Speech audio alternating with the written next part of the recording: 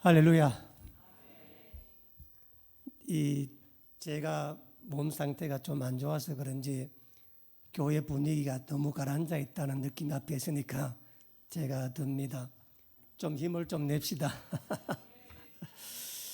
근데 그도 그럴 게 제가 지난주에 입춘이 왔다. 그래서 이제 만물의 봄이 온다. 봄은 땅으로부터 온다. 제가 그런 말씀을 드렸는데 입춘 지나고 나서 너무 큰 추위가 온 것 같아요. 그걸 보면서 사람의 생각과 계획이, 사람의 뜻함이 무슨 소용이 있을까 하는 생각을 다시 한번 하게 되었습니다. 우리가 계획하고 준비하는 일들이 과연 계획대로 되고 준비도 될 것인가 하는 생각입니다. 지난주 주일날 예배 전에 제가 식사 때입니다. 식사 때 우리 이진우 장로님과 함께 이야기를 나누면서 그때 이 장로님이 제게 하신 말씀이, 자기가 재훈이를, 큰아들 재훈 집사거든요. 우리 재훈 집사를 키울 때 재훈 집사가 아버지에 대해서 가장 기억하는 게 어릴 때 함께 기차 여행을 한 걸 그렇게 기억이 난다고 그렇게 이야기를 하더군요. 그래서 우리 장로님께서 손자 찬호에게도 같은 기억을 해줘야 되겠다 해서 그날 주일날 제게 그렇게 말씀하시더군요. 찬호랑 함께 화요일 날 그 기차로 강원도까지 가는 1박 2일 손자와 함께 할아버지가 한번 둘이 가서 찬호에게 좋은 추억을 심어줘야 되겠다. 그래서 갔다 오겠다. 그런 얘기를 했는데 화요일 날 기차가 가기 전 이른 아침에 우리 장로님 어머니께서 소천을 하셨습니다. 그래서 제가 장례식장 가서 물었더니 찬호가 그렇게 많이 울었대요. 왜 우냐 물었더니 왕할머니 돌아가시는 것도 가슴이 아프고 강원도 못 간 것도 가슴이 아프고 2시간을 울어서 눈이 퉁퉁 불 정도로 울었대요. 찬호 입장에서 봤을 때는 할아버지와 함께 이제 강원도로 간다고 생각을 했는데 갑자기 할머니가 돌아가셨으니까 아쉽기도 하고 또 할머니 돌아가신 마음에 슬프기도 했는데 우리 인생이 그런 게 아닐까 하는 생각이 듭니다. 준비하고 계획하는 일들이 내 뜻대로 되고 내 계획대로 되어지면 우리 인생에 누가 실패하고 누가 넘어질 수 있겠습니까? 그런데 믿음이라고 하는 것은 내 인생이 내 뜻대로 내 계획대로 안 되기에 하나님 약속에 대한 믿음을 갖는 것입니다. 성경은 신구약 성경을 통해서 우리에게 줄기차게 말하고 있는 바가 뭐냐면은 우리 사람들에게 선악을 구분하지 말라고 말씀합니다. 창세기 2장을 보면 하나님께서 세상을 창조하시고 난 다음에 우리에게 생육하고 번성하고 땅에 충만하라 그렇게 복의 말씀을 주셨는데 성경 전체에서 하나님께서 그 에덴 동산에서 네가 네 마음대로 무엇이든지 다 해도 좋지만 하나만은 하지 말라고 말씀하셨습니다. 그게 뭐냐면은 선악을 구분하지 말라는 겁니다. 이 말은 우리는 선악을 알지 못한단 말입니다. 왜 하나님께서 우리에게 첫 번째 금하신 말씀이 선과 악을 구분하지 말라고 말씀하셨는가 하면은 2가지 이유 때문에 그렇습니다. 첫째는 우리 인생이 유한하기 때문입니다. 유한한 인생을 살아가는 우리는 영혼 속에 있는 선과 악을 구분하지 못합니다. 여러분, 인생 살아가면서 참 많이 싸우잖아요. 부부끼리도 싸우고 가족끼리 싸우고 많이 싸우잖아요. 그렇죠? 그런데 신기한 거는 뭐냐면 그때는 싸울 때는 갈라서고 싶고 헤어지고 싶고 다시 안 보고 싶은데 한 10년쯤 지나봐요. 그러면 그때 싸웠던 기억은 나는데 뭐로 싸웠는지 기억이 안 나. 안 그렇던가요? 막 싸웠는데 그때 우리가 막 싸우는 기억은 나. 어느 장소 가니까 둘이 맥사고 싸우는 기억은 나. 여기서. 그런데 무엇 때문에 싸웠는지 기억이 안 나요. 그러니까. 왜냐하면 그때는 선과학이 있어 싸웠는데 지금은 선과학이 달라졌기 때문에 그렇습니다. 하나님께서 선과학을 구분하지 말라고 말하는 것은 뭐냐면은 세상에는 여러분이 생각하는 선과악은 존재하지 않기 때문에 그렇습니다. 왜냐하면 여러분이 어떤 선을 생각하든 어떤 악을 생각하든 그것은 하나님께서 단지 여러분을 위해서 합력하여 선을 이루시는 과정일 뿐이라는 것입니다. 그런데 우리는 살아가면서 내게 어떤 일이 일어나면 그걸 선이라고 말하고 어떤 일이 일어나면 악이라고 생각합니다. 그러나 하나님께서는 선이든 악이든 그것은 합력하여 우리에게 주시는 아름다운 하나님의 뜻을 이루시기 위해 하시는 우리 하나님의 섭리라는 겁니다. 제가 오늘 여러분과 함께 조금 어려운 신학적인 논쟁을 주제를 한번 한 가지 이야기하려고 합니다. 무슨 특별하게 은혜를 끼치려고 하는 말이 아니라 우리가 살아가면서 인간의 본질이 어떤 것인가, 왜 하나님이 선악을 구분하지 말라고 했는가, 이 문제에 대해서 여러분과 함께 한번 이야기를 해볼 테니까 여러분께서도 잘 한번 들어보시고 인간의 본질이 무엇일까 한번 생각해 보시기 바랍니다. 사람이 사는 곳에는 항상 다툼이 있습니다. 그런데 그 다툼의 원인이 뭐냐면은 의견 차이 때문에 그렇습니다. 그런데 다투는 현장에 가보면은 항상 동일한 사건에서 동일한 현장에서 동일한 일을 겪은 사람들만 다툽니다. 그렇잖아요. 어떤 사건 다투는 거 아니겠습니까? 이게 옳으냐 그러냐. 그래서 대부분 사람이 이렇게 말합니다. 내가 한 말이 참말이야. 내가 한 말이 진짜야. 내가 한 말이 사실이야. 내가 한 말은 틀린 말이야. 이렇게 이야기합니다. 그래서 다툼 현장에 가보면은 항상 100% 옳은 사람만 그곳에 있는 겁니다. 그러니까 다투는 것입니다. 무슨 얘기냐면은 제가 지난 화요일 날 2월 4일 날이 있었습니다. 저녁에 뉴스를 보다가 여러분과 함께 한번 신학적으로 한번 나눌 만한 아주 흥미로운 얘기를 방송에서 제가 들었습니다. 제가 지금 하려고 하는 이 이야기는 어떤 정치에 대한 얘기를 하려고 하는 것이 아니라 여러분들에게 인간의 본질이 무엇인지를 한번 생각해 보라고 그 적절한 예 곁에서 제가 드는 이야기입니다. 요즘 헌법재판소에서 그 대통령 탄핵에 대한 심리가 이루어지고 있습니다. 벌써 6차까지 심리가 이루어졌습니다. 대통령을 탄핵했던 국회가 청구인이 되어서 그리고 대통령이 피청구인이 되어서 대통령 탄핵이 옳은가 그런가, 대통령의 내란죄가 있나 없나에 대한 그 심리가 지금 현재에서 있고 또 그 내용이 방송을 통해 뉴스를 통해서 실시간으로 지금 우리에게 전달되고 있습니다. 대통령도 직접 정인이 되어서 정언을 하기도 하고 국회 측 청구 쪽에서 내세운 정인들도 있고 대통령 쪽에서 세운 정인들도 있습니다.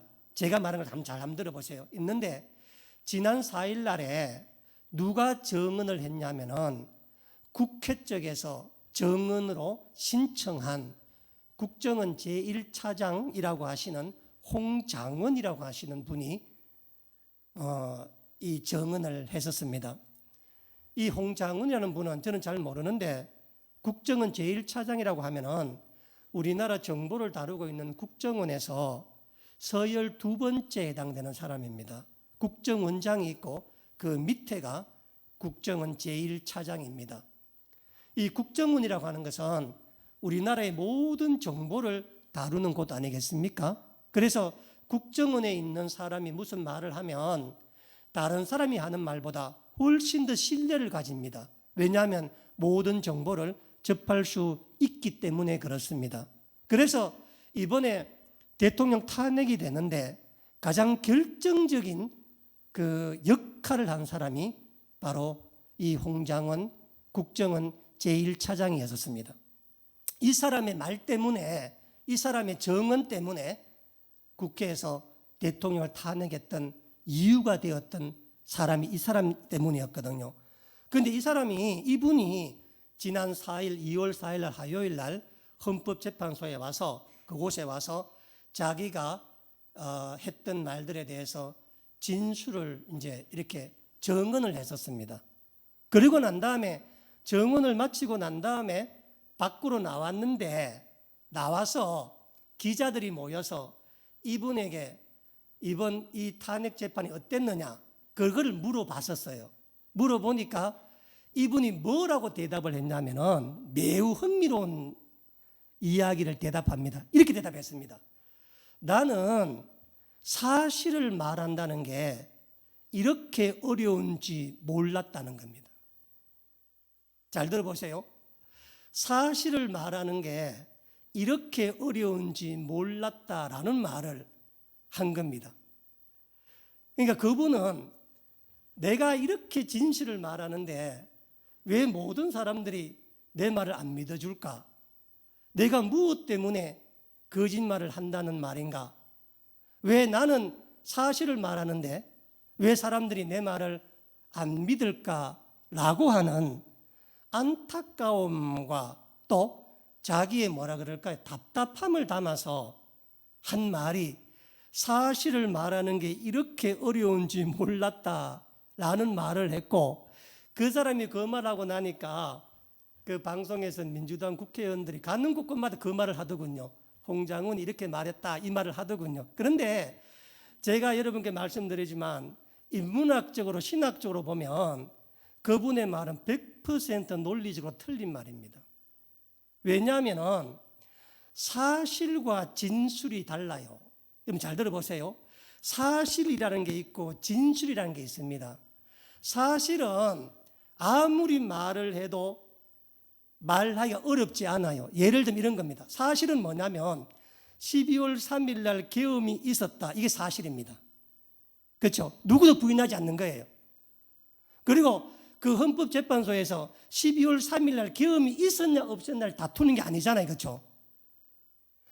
그런데 사실은 다 정해져 있는데 그 사실을 보고 내가 그 사실을 어떻게 이해하는가가 진술입니다. 그래서 법정에서는 사실을 말하는 게 아니라 진술을 말하는 게 진술을. 사실은 말할 필요가 없는 거예요. 예를 들면 어제 눈이 왔어. 이거 사실이잖아요. 그렇죠?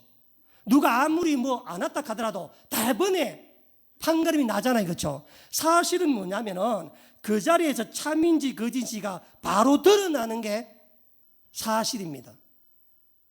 계엄 있어서 없다고 말하면 거짓이에요. 그렇죠? 왜냐하면 방송에서 계엄이 나왔잖아요. 그렇죠? 이 사실입니다. 그런데 어제 날씨가 추워서 이건 사실이에요. 진술이 필요해요? 진술이 필요해요. 왜냐하면 추웠다는 것은 뭐예요? 지극히 주관적인 생각이잖아요. 그렇죠? 보세요. 어제 날씨가 되게 추웠는데 눈 치우는데 융이가 제가 보니까 같이 눈 치우는데 너무 옷이 얇더라고. 내가 융이 불렀습니다. 융아 날 춥다 두꺼운 것도 입어라. 하니 융이 하는 말이 목사님 저는 안 추워요 그러더라고. 그러면 안 춥다는 융이 말이 맞아요? 춥다는 내 말이 맞아요? 맞는 말이 그냥 진술이야. 그냥 진술. 그냥 나는 네 이야기만 하면 되는 거야. 그냥 내 이야기만. 이게 사람은 어떤 경우에도 사실을 말할 수가 없습니다. 사람은. 왜 사실을 말할 수가 없냐면은 사람은 어떤 경우에도 전체를 다 볼 수 없기 때문에 그렇습니다. 왜 하나님이 우리에게 선악을 구분하지 말라고 말하냐면은 선과 악이라고 하는 게 지금 당장 내 눈앞에는 선과 악이 보일지 모르겠지만 한 달만 지나면 1년만 지나면 지금 내가 말하는 이 선이 1년 뒤에도 선일지 아무도 몰라요. 그래서 지금 내 입장에서 말을 하는 것은 사실을 말하는 게 진술을 말하는 겁니다. 12월 3일 날 비상계엄이라는 사실 앞에 참여되었던 수많은 사람들이 있는 겁니다. 그 사람들은 그때 자기가 느꼈던 보았던 자기의 주관적인 이야기만을 하는 거예요. 그냥. 근데 왜 내 말을 안 믿느냐? 내가 사실인데 이렇게 자꾸 말한다는 게 자꾸 사람들이. 제가 선악을 구분하지 말라고 말하는 이 신학적인 주제를 논의할 때마다 항상 드는 예가 있어요. 신학자들 사이에. 여러분 잘 한번 생각해 보세요. 날 때부터 앞을 보지 못하는 장애를 가진 장님이 있었습니다. 또 한 사람은 눈으로 다 보는 정상적인 사람이 있었어요. 이 두 사람이 길을 가다가 코끼리를 봤어요. 코끼리를 봤는데 이 두 사람은 지금까지 한 번도 코끼리를 본 적이 없어. 코끼리를 만난 적도 없어. 코끼리가 뭔지도 몰라요. 그런데 이 두 사람이 코끼리를 만났어요. 그래서 각자가 지금 눈앞에 있는 게 뭔지를 파악을 해야 되는데 장님은 앞이 안 보이니까 자기 손으로 코끼리를 만집니다. 더듬더듬 만져서 이게 뭔가 이렇게 생각을 하는 거예요. 눈으로 보는 사람은 눈에 보이니까 덴번에 코끼리가 이렇게 딱 보이지 않습니까? 그러면 물어보는 겁니다. 여러분들에게. 여러분 생각에는 누가 더 코끼리를 더 잘 파악할 수 있냐라고 물으면 여러분은 뭐라고 답을 하시겠어요? 아마 당연히 그냥 생각할 때 목사님 무슨 질문이 그렇습니까? 당연히 눈으로 보는 사람이 코끼리를 더 잘 파악할 수 있죠 라고 이야기를 하지 않겠습니까? 그러나 신학적으로 보면은 두 사람 다 똑같이 코끼리를 제대로 파악하지 못한다는 게 신학 답입니다. 왜냐하면 보세요. 여러분이 눈으로 본다고 생각하면 여러분이 생각할 때는 장님이니까 눈이 안 보이니까 코끼리를 전혀 파악하지 못할 거야 라고 생각하지만 눈으로 보는 여러분도 항상 한 면만 볼 수밖에 없는 한계를 가지고 있습니다. 항상 한 면만. 여러분이 코끼리를 보잖아요. 그렇죠? 그러면 여러분이 보는 모습은 코끼리 같지만 그 뒷면에는 봐요, 안 봐요? 못 봐요. 그러니까 그 뒷면은 나도 장님인 거야. 그래서 만약에 코끼리를 한 번에 전체를 다 볼 수 있는 하나님의 눈에서 보면 우리는 어떻게 보여요? 장님이나 코끼리를 본다고 말하는 사람이나 동일하게 다 보지를 못하는 겁니다. 그래서 지금 내게 일어나고 있는 이 일이 나를 위한 것인지 나를 위하지 않는 것인지 선인지 악인지라고 하는 것은 우리가 코끼리 한 면만 보는 것과 동일하다는 것입니다. 그래서 나는 다 봐. 나는 모든 걸 다 알아. 나는 사실을 말해. 내가 한 말은 참말이야. 내가 한 말은 진짜야. 나는 사실만 말해. 이런 말들은 맞지 않는 말입니다. 왜냐하면 여러분 그날 12월 4일 날 제가 보니까 정원에 보니까 이렇게 말하더군요. 윤 대통령이 그날 이 홍장은의 분과 두 번 통화를 했대요. 두 번째 통화할 때 이렇게 말씀하셨대요. 싹 잡아들여.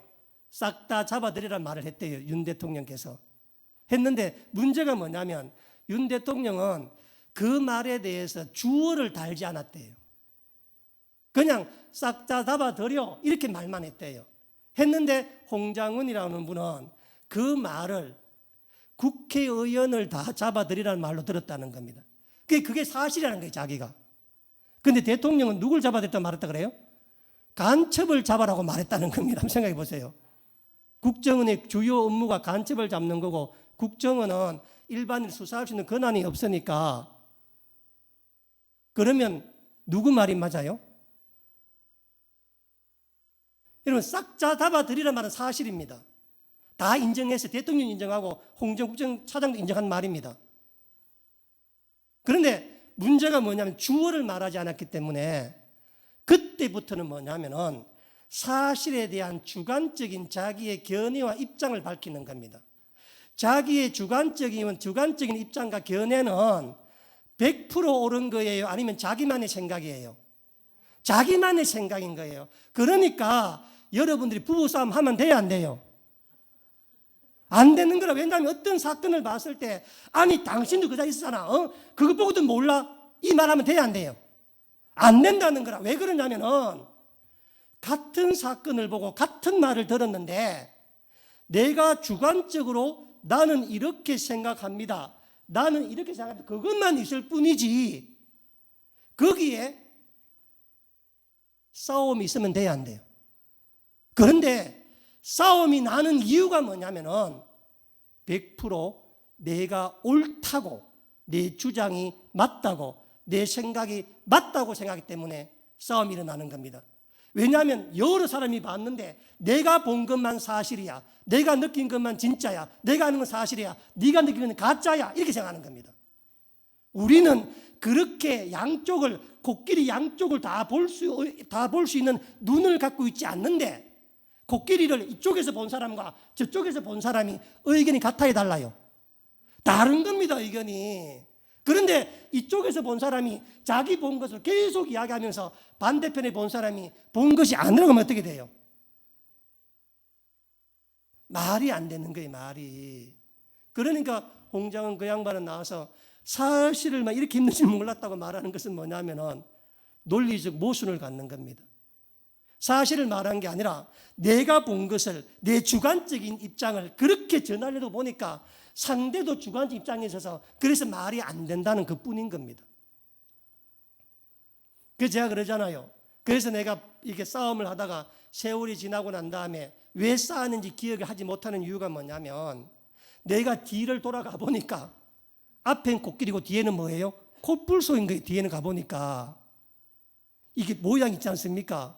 그러니까 내가 본 것만 자꾸 주장하다 보니까 이런 다툼과 싸움이 일어나는 거예요. 이 법정이라고 하는 것은 사실을 말하는 데가 아니라 진술을 말해요. 진술.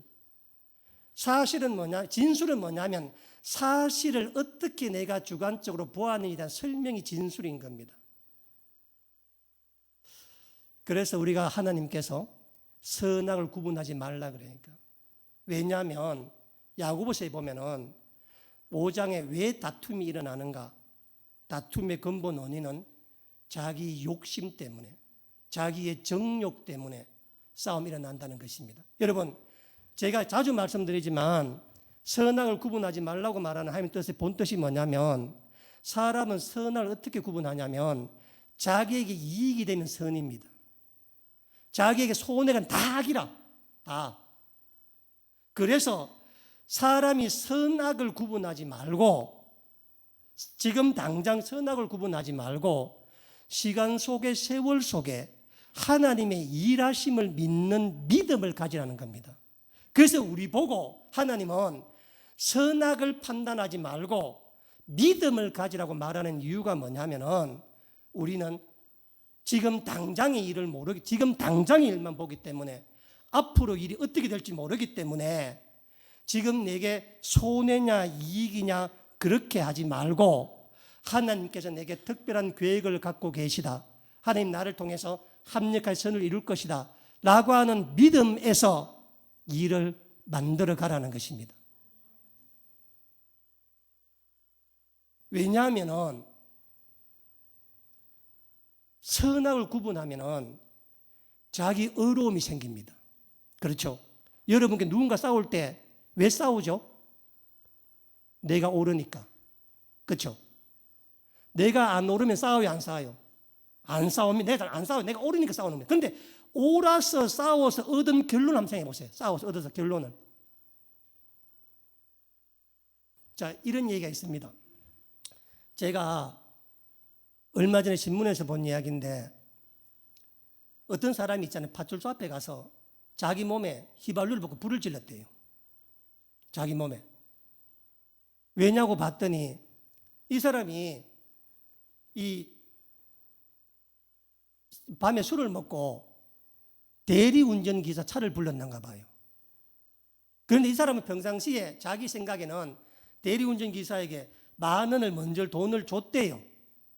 주고 탔는데 집에 도착할 쯤 되어서 대리운전기사가 깨우더니 10,000원을 더 달라는 거니까. 이 사람이 발끈하면서 무슨 소리냐? 내가 탈 때 10,000원 줬다 라고 이야기하고, 대리기사는 무슨 얘기냐? 내가 10,000원을 받지 못했다. 둘이 옥신각이 싸우다가 결국 파출소까지 갔습니다. 얼마 때문에? 10,000원 때문에. 무엇 때문에? 자기 오름 때문에. 나는 내가 옳기 때문에 돈이 문제가 아니고 내가 옳기 때문에 내가 반드시 바로 잡아야 돼 때문에 간 거예요. 가니까 파출소에서 뭐라느냐?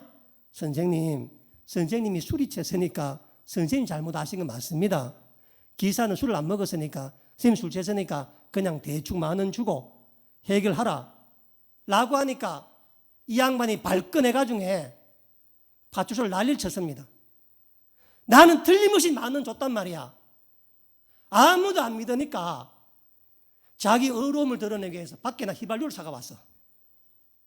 화가 와서 내 말 안 믿으면 내가 내 휘발유 내게 불에 붙여서 내가 분신 자살한다고.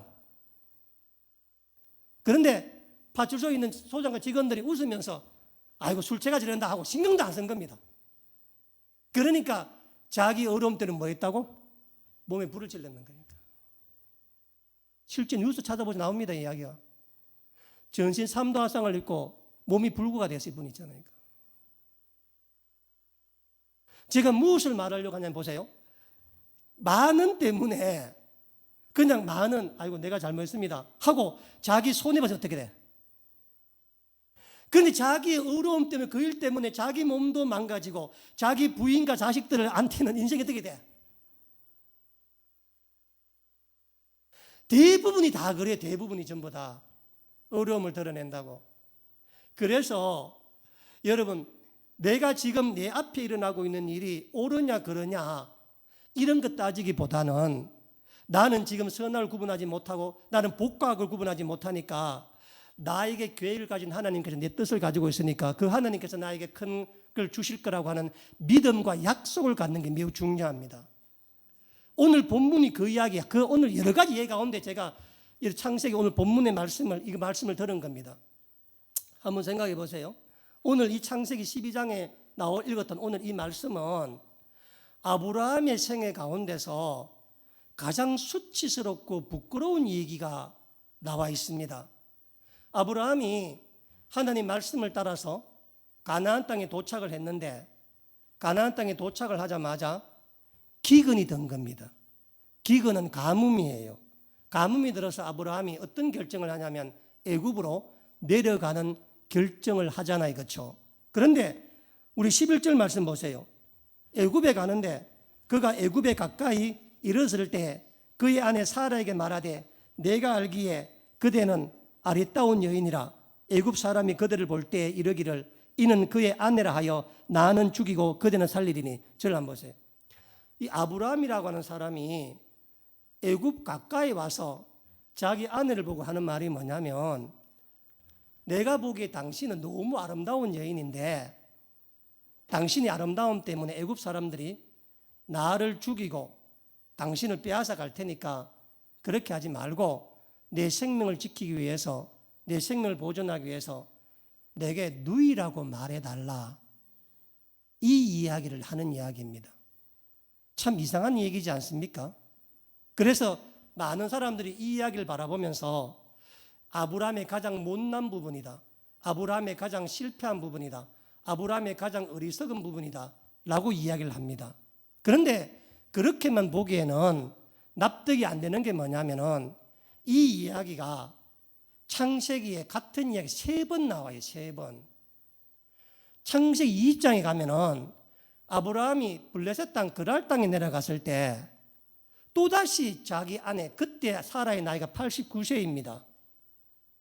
자기 아내 사라에게 또다시 누이라고 말하라 라고 해서 그 블레셋 왕 아비멜렉에게 누이를 팔아먹어요.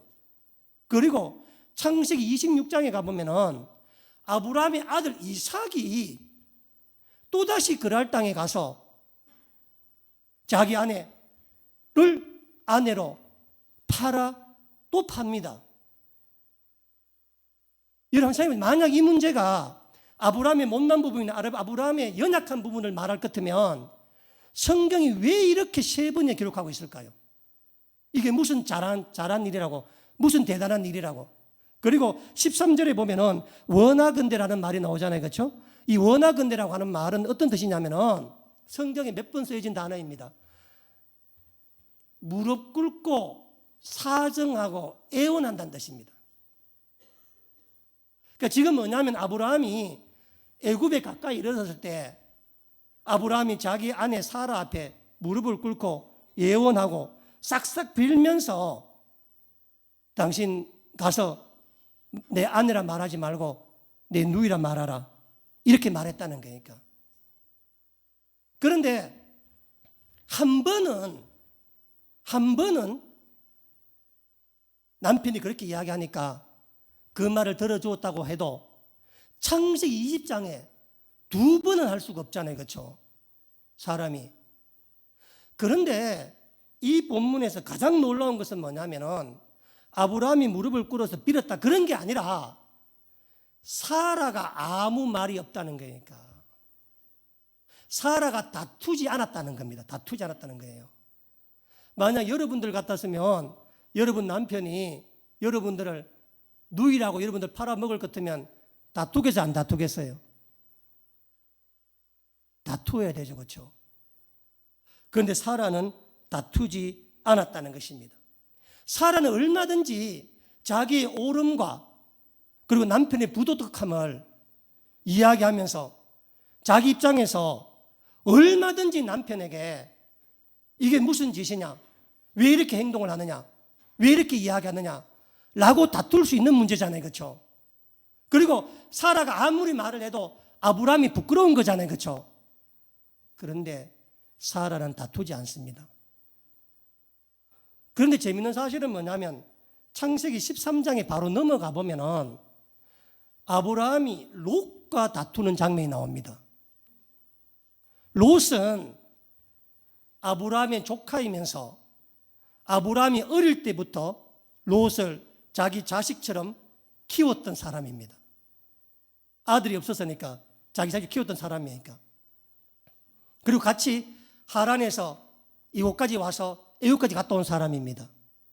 그런데 이 롯은 아버지 같았던 아브라함과 다투는데 그 이유가 뭐냐면은 가축 때문입니다.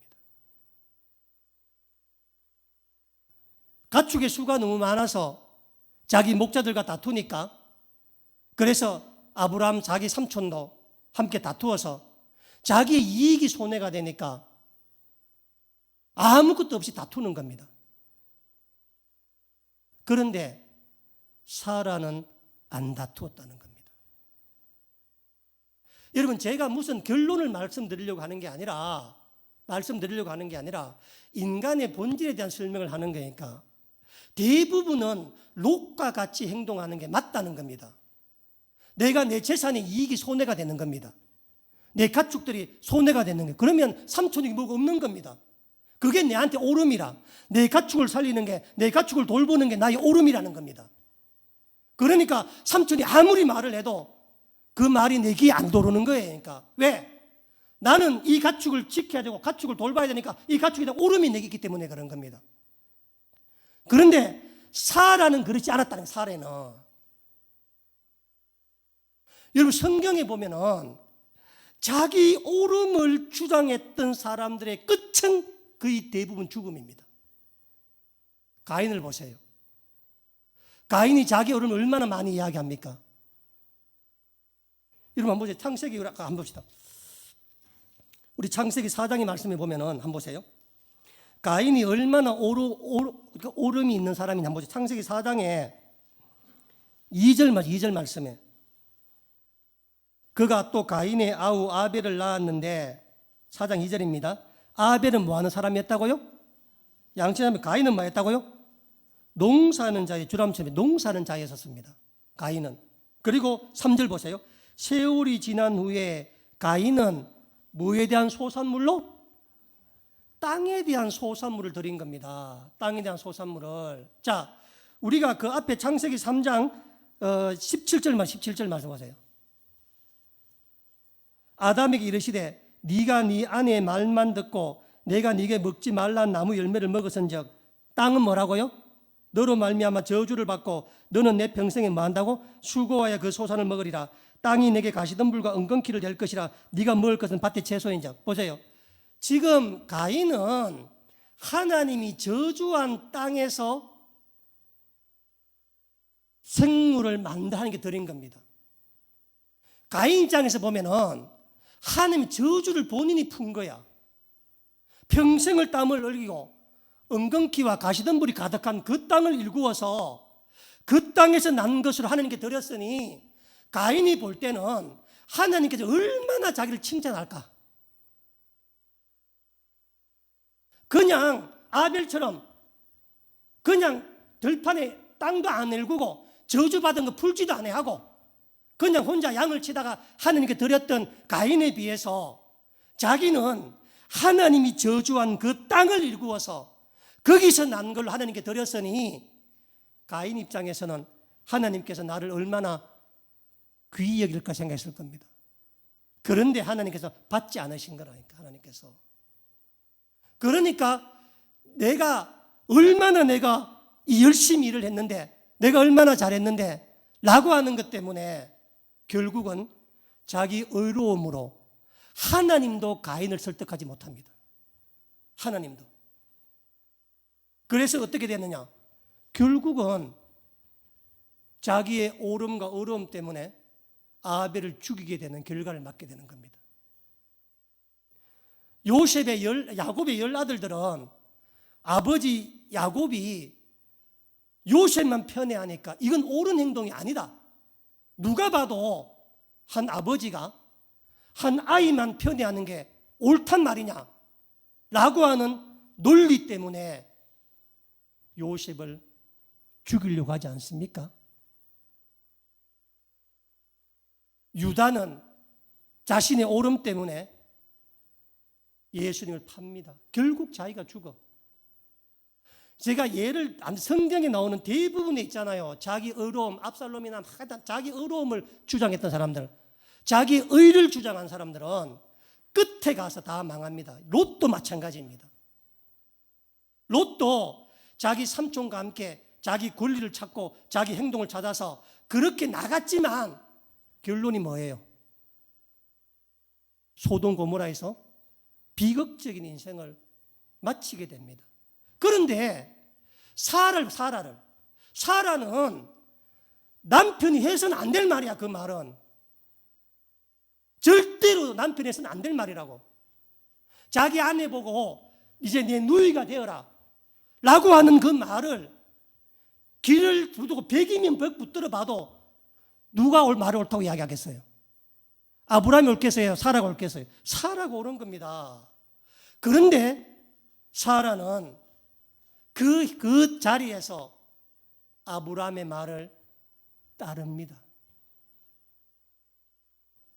그래서 우리가 베드로전서 3장 6절에 이런 말씀이 나옵니다. 사라가 아브라함을 주라 칭하여 복종한 것 같이 사라가 아브라함을 주라 칭하여 복종하였다. 여기 주란 말은 주인이라는 말이거든요. 그렇죠? 그러니까 베드로전서를 쓰면서 사라는 아브라함이 자기에게 그 불의한 명령을 해도, 맞지 않는 명령을 해도, 틀린 명령을 해도 사라는 오히려 아브라함을 주라고 고백하며 복종을 했다. 이렇게 이야기합니다. 그러면 한번 생각해보세요. 그러면 사라가 여러분 왜 아브라함의 이 말에 따랐을까요? 여러 가지 이유가 있지만 하나님은 창세기 12장 5절 말씀 한번 보세요. 5절 말씀에. 창세기 12장 5절 말씀에 보면은 아브라함이 그의 아내 사라와 조카 롯과 하란에서 줄 한번 쳐놓으세요. 모은 모든 소유와 얻은 사람들을 이끌고 가나안 땅에 가려고 떠나서 마침내 가나안 땅에 들어갔더라. 자, 우리는 보통 아브라함이 본토 친척 아비집을 떠나서 하란에서 가나안 올 때 아브라함과 사라와 조카 롯 세 사람 정도만 온 걸로 기억합니다. 대부분 다. 근데 오늘 본문을 보면은 5절을 보면은 가란에서 모은 모든 소유, 여기 모든 소유라고 하는 말은 뭐냐면요, 우리나라 말은 소유로 되어 있지만은 이 원뜻은 가축이에요. 가축. 왜냐하면 나그네가 소유는 가축이잖아요. 그렇죠? 가축과 얻은 모든 사람들. 그러니까 아브라함은 조카와 사라 세 사람만 온 게 아니에요. 세 사람만. 성서 주석학자들의 글을 종합해 보면은 여기에 모든 소유에 대한 소유가 수천 마리의 가축을 의미하고 여기 얻은 사람을 최소 수백 명을 보고 있습니다. 그래서 창세기 14장 14절에 가보면은 우리 한번 보세요. 창세기 14장 14절에 가보면 아브라함이 그의 조카가 사로잡혔음을 듣고 집에서 길리고, 이 말은 집에서 태어나서 기른 사람을 말합니다. 길리고 훈련된 사람이 몇 명이었다고? 318명이니까 자기 집에서 태어나서 길렀던 군사만 몇 명이라고요? 318명. 이 아브라함은 여러분 그냥 홀로 무슨 개나리 보침 하나 들고 빈손으로 그렇게 하란에서 가나안 땅으로 온 사람이 아니라 이미 아브라함은 큰 부족의 족장으로 온 겁니다. 큰 족장으로. 굉장히 많은 사람과 굉장히 많은 가축을 데리고 이 가나안 땅에 도착을 한 거예요. 가나안 땅에 도착을 했는데 와서 보니까 기근이 있으니까 만약 아브라함과 조카 롯과 사라 세 사람이었다면 왜 못 살았겠습니까? 그곳에서. 어디 살았겠죠. 그렇죠? 설사 기근이 있어서 애굽 땅에 갔다 할지라도 애굽 사람들이 기근 때문에 피신해온 나그네 부부에게 무슨 관심을 갖겠어요? 나그네 부부에게. 그런데 아브라함은 수천 마리의 가축대와 자기 다른 사람이 수백 명이 있는데 기근이 온 겁니다. 가뭄이 온 겁니다. 이것은 자기 힘으로 할 수 있는 게 아니에요. 그러니까. 그래서 나일강이 있는 애굽으로 내려가는데 애굽 내려가다 보니까 어떻게 될까? 그때 한번 생각해 보시니까 애굽 사람 입장에서 봤을 때는 어느 날 갑자기 수백 명의 사람들이 낮은 사람들이 밀려오면은 위협을 느끼지 않겠습니까? 위협을. 그래서 아브라함이 미리 생각한 겁니다. 아브라함이 우리가 이렇게 내려가면은 틀림없이 전쟁이나 우리 모두 다 죽게 될 것이다. 그래서 사라에게 말을 하는 거니까 내가 죽는 게 문제가 아니라 나를 따라왔던 이 수많은 사람과 수많은 가축들이 다 떼죽음을 당할 텐데, 그래서 애굽 사람을 만났을 때 내가 가장 귀하다고 생각하는 것을 내어주어야 애굽 사람들이 나의 화친을 받지 않겠는가. 오늘 아침에 뉴스를 보니까 미국 트럼프 대통령과 일본의 수상이 만났대요. 일본의 수상이 1,몇백 조를 미국에 투자하기로 했답니다. 자, 그러면 일본 수상이 무엇 때문에 1,몇백 조를 미국에 투자하겠어요? 먼저 알아서. 왜냐하면 무슨 보복을 당할까, 어려움 당할까 봐 싶어 그런 거잖아요. 그렇죠? 마찬가지입니다. 그래서 아브라함이 생각할 때 자기 자식이 있으면 자식이 제일 귀한 겁니다. 자식이 없는 거예요. 그러니까 옛날에도 전쟁이 일어나면은 빼앗은 나라의 왕이 빼앗긴 그 국가의 거기에 공주나 누구를 자기의 아내로 삼잖아요. 그렇죠? 마찬가지인 거예요, 지금. 그래서 아브라함이 생각할 때는 지금 내려가면서 이 전쟁이 날 텐데 당신이 이걸 드림으로써 우리 모두가 사는데 그 일을 해줄 수 있겠느냐고 묻는 겁니다. 해줄 수 있겠냐고 했잖아요.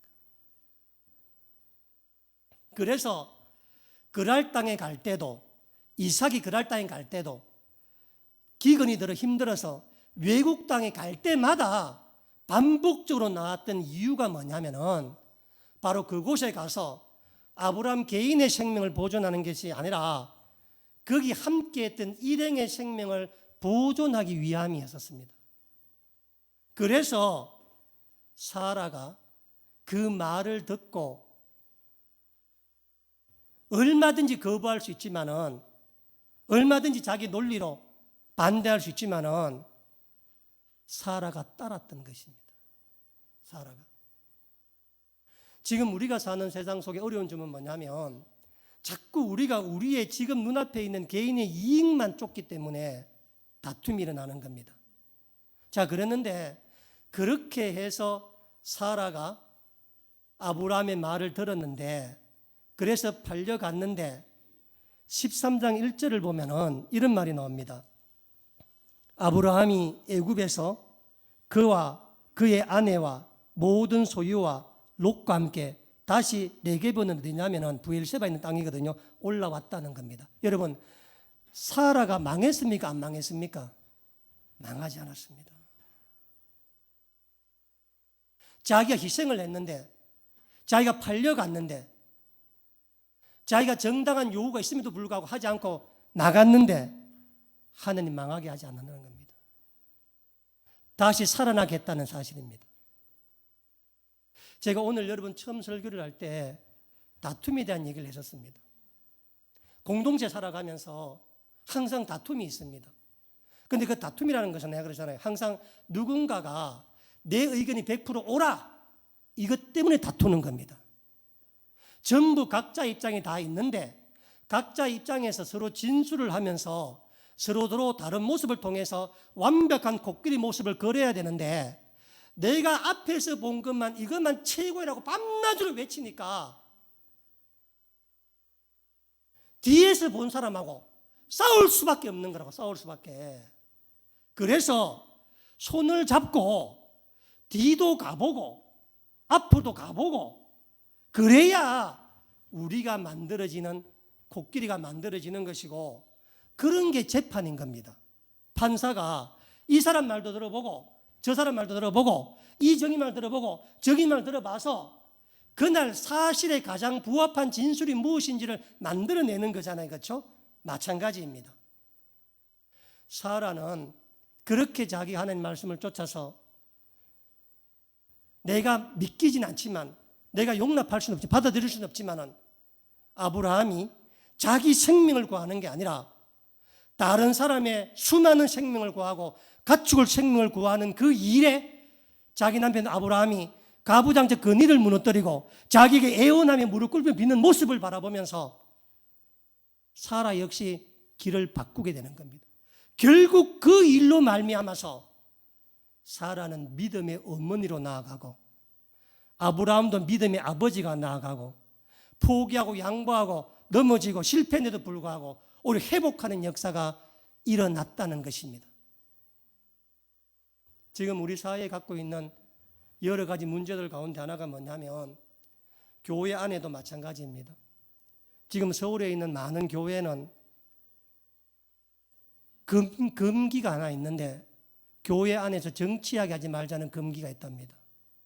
왜냐하면 서울에는 교인들이 하도 많아가 중에 이웃가 온 사람 많아가 목사님이 설교 잘못했다가 곤혹당하는 건 한둘이 아닙니다. 이 말하면 이 사람이 반대하고 저 말하면 저 사람이 반대하고 아무 말 안 하면 목사가 왜 세상에 관심 없냐고 탓하고 이야기하면 어느 편들은 탓하고, 그래서 분당 우리교회 이창수 목사님이 지금 큰 어려움을 당하고 있습니다. 지금 큰 어려움을. 설교 중에 이렇게 말했답니다.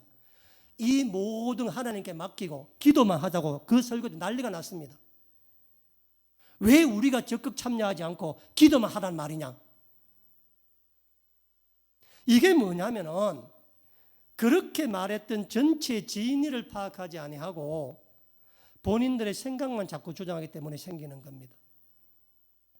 여러분, 창세기 6장 5절로 7절의 말씀에 보시면은 하나님 우리를 어떻게 생각하는가? 이거 나와 보세요. 6장 5절 말씀에 보면은 여호와께서 사람의 죄악이 세상에 가득함과 그의 마음으로 생각하는 모든 계획이 항상 악할 뿐임을 보시고 땅 위에 사람 지으셨음을 한탄하사 마음에 근심하시고 이르시되 내가 창조한 사람을 내가 지면에서 썰어버리되 사람으로부터 가축과 기는 것과 공중의 새까지 걸하리니 이는 내가 그것들을 지었음을 한탄함이라. 사람들은 자기가 옳다, 선악을 구분한다, 내가 모든 걸 다 알아, 내가 사실을 다 알아, 내가 진리를 다 알아, 내가 진실을 다 알아, 다 내 말을 들어야 돼. 이렇게 사람들은 자기가 옳다고 말할지 모르겠지만 하나님 말씀은 뭐냐면 사람은 제약이 가득하고 무쇠가 악한 것밖에 나오지 아니하고 하나님 사람 지으신 걸 근심하며 한탄하며 내가 다 쓸어버려야 되겠다고 하나님의 의지입니다. 그래서 하나님의 옳음이 드러나는 자리에만 사람의 어려움이 사라집니다. 그래서 내가 100% 내가 옳다고 생각하더라도 그것은 코끼리 한 면만 보는 겁니다. 그것은. 그래서 사라처럼 하는 일하심과 약속과 그것을 바라보는 것이 맞는 겁니다. 내 어려움을 주장해서 롯과 같은 길로 가는 게 아니라 다투어서 길로 가는 게 아니라 아브라함과 다투지 아니하고 내가 그 길을 받음으로 말미암아 아브라함과 사라를 향하신 하나님의 큰 뜻과 계획을 이루어냈던 그 뜻을 한번 생각해 보시라고 오늘 이 말씀 나누었습니다. 기도하겠습니다.